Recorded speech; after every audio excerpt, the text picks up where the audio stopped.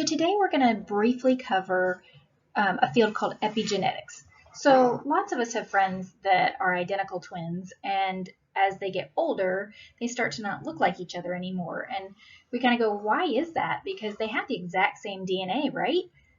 Well, that's right. So then what causes these changes in the way our identical twin friends look? And the answer really is what we call epigenetics. So what is epigenetics? And this is your standard textbook definition, which is the study of the changes in gene expression, whether genes are turned on or turned off, that don't involve a change in the underlying DNA sequence. So a change in phenotype without a change in genotype. So, and essentially epigenetics is the on-off switch for various genes within your DNA.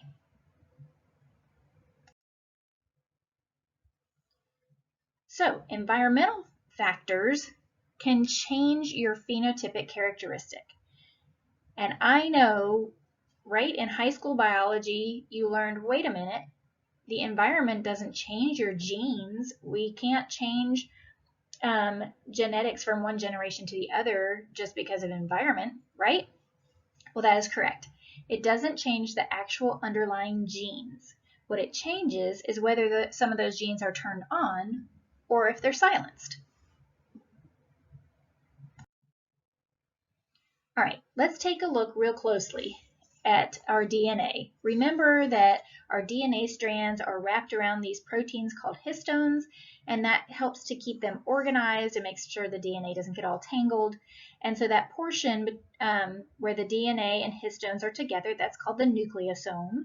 And you can see that on the image on the right, which is an electron micrograph. So there's lots of histones within our DNA, so lots of nucleosomes. We mentioned them before as looking like pearls on a string, for instance. So let's start with that. What does that have to do with epigenetics? Okay, turns out it has a lot to do with epigenetics. So remember we said this was an on and off switch. Well, that on and off switch isn't just one thing or another. It's actually a combination of things. And we're just going to look at two fairly quickly. There are multiple things that influence epigenetics. But we tend to like to call these epigenetic tags. And one type of epigenetic tag is methylation of either the DNA or the histones. And so when those methyl groups or the methylation of either one of those is present, the histones pack very tightly together. So those nucleosomes are right up against each other. And when they do that, they don't allow for transcription factors to come in and bind the DNA. So therefore, there's no gene expression when the methylation is present.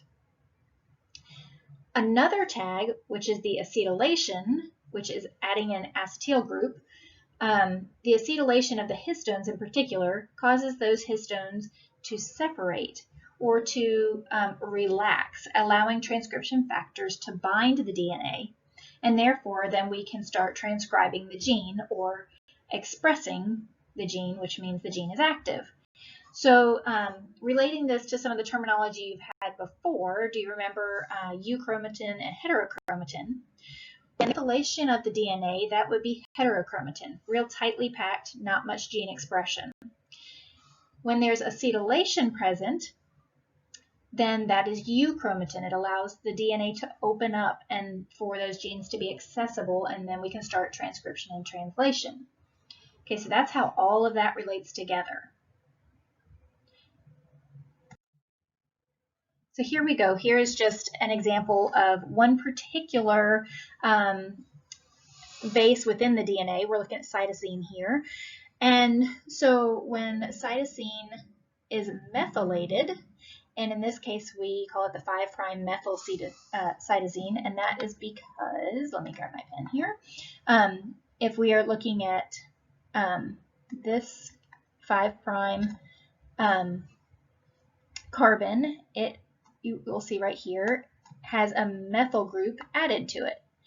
When it does, that's when the chromatin or the heterochromatin occurs. We have real tight spacing between the histones, and therefore the transcription is turned off. So the epigenetics here is when we have a methyl tag, that gene is turned off.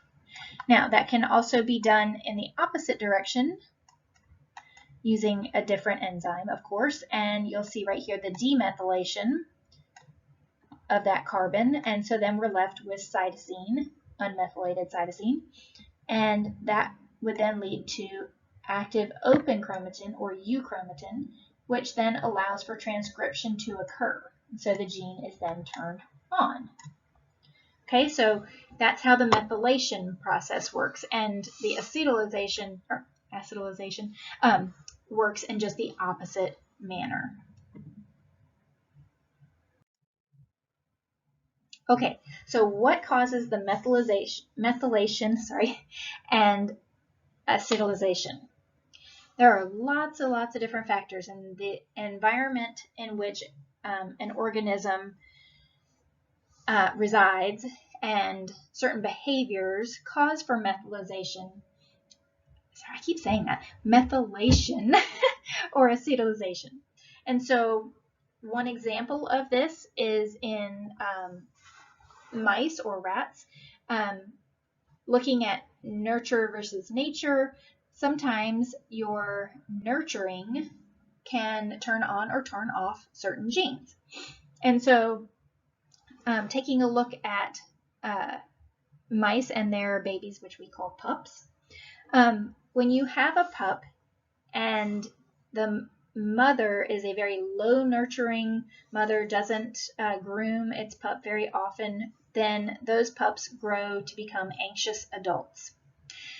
When you have a pup that has a highly nurturing mother, it grooms it a lot, then that pup becomes a relaxed adult.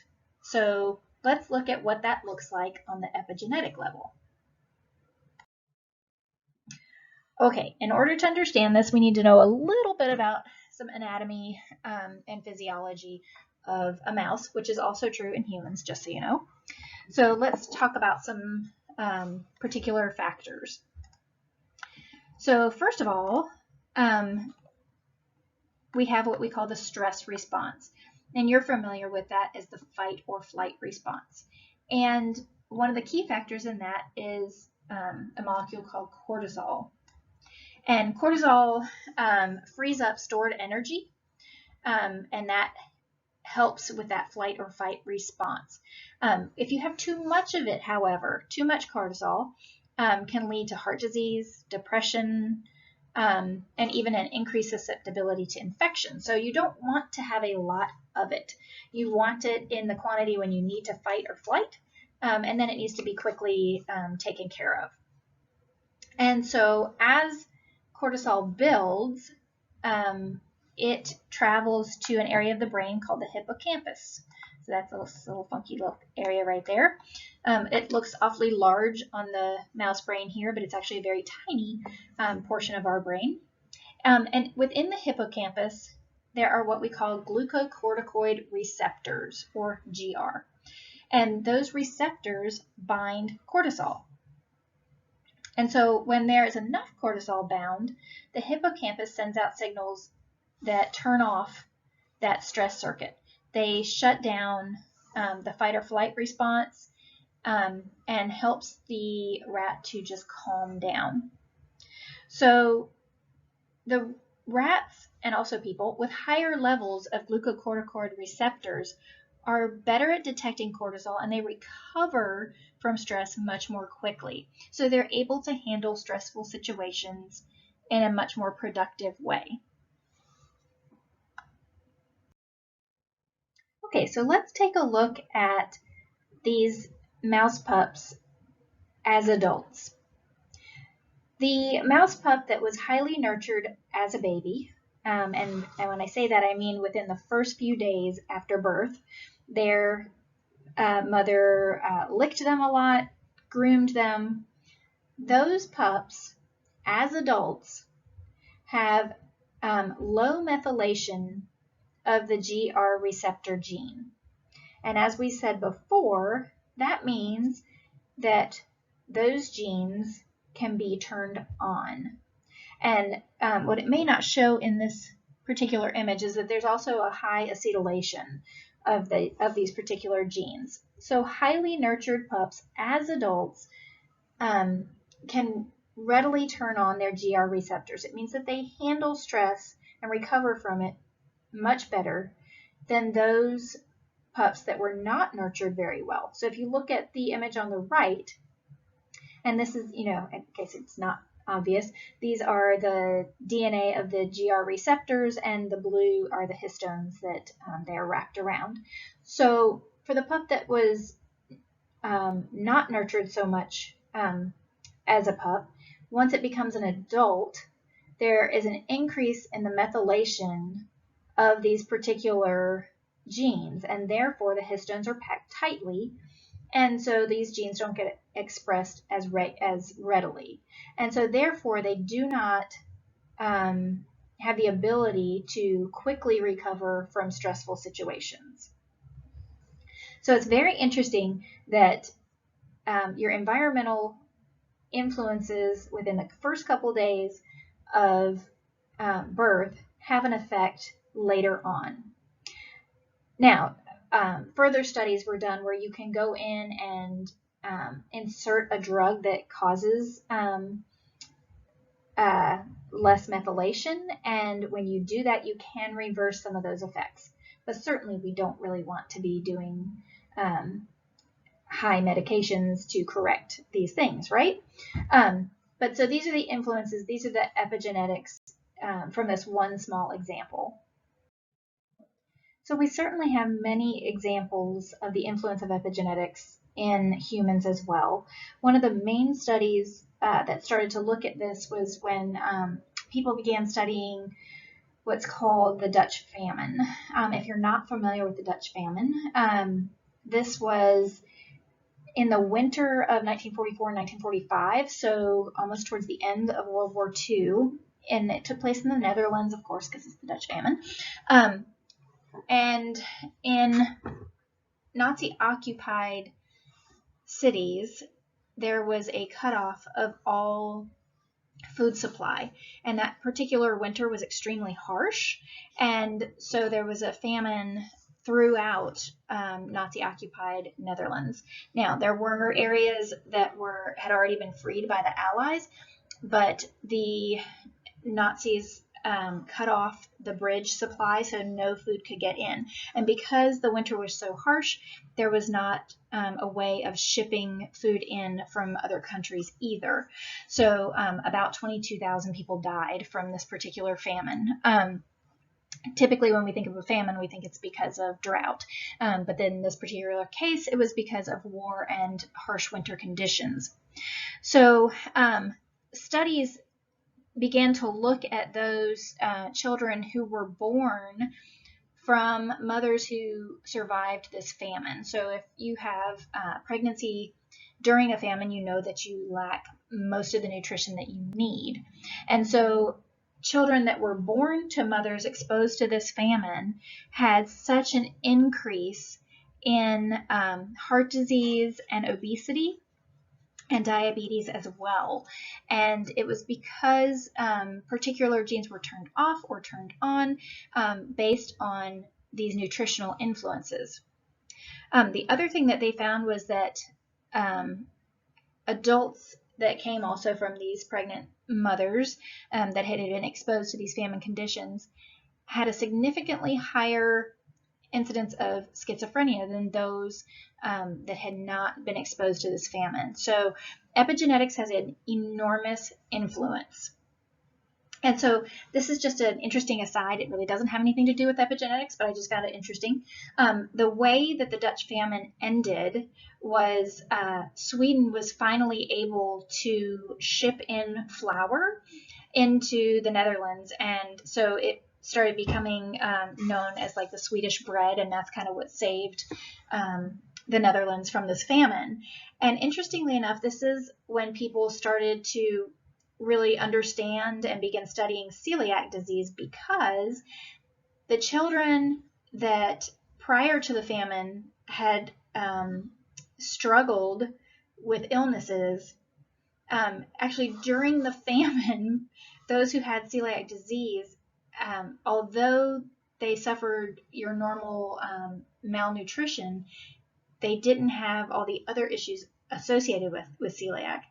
And as soon as the Swedish bread came in, all of those symptoms came back.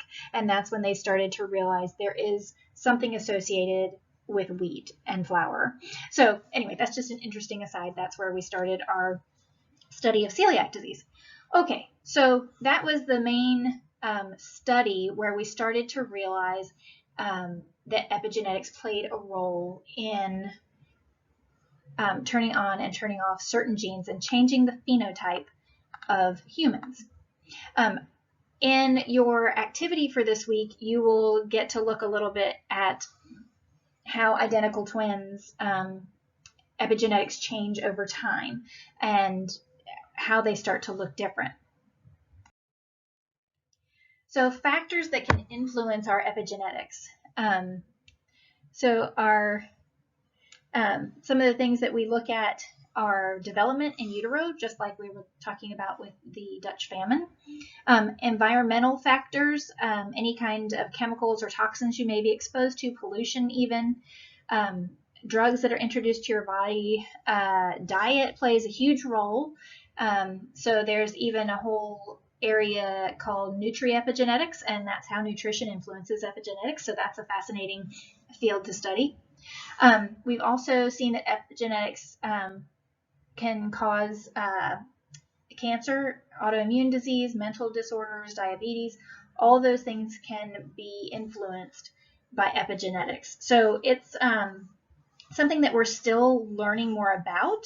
Like I said, the methylation and acetylation are just two tags that we've talked about. There are several others, and I'm sure there are lots more to be discovered. So when we talk about the genetics of things, it's kind of cool because it's not just your DNA and that's it.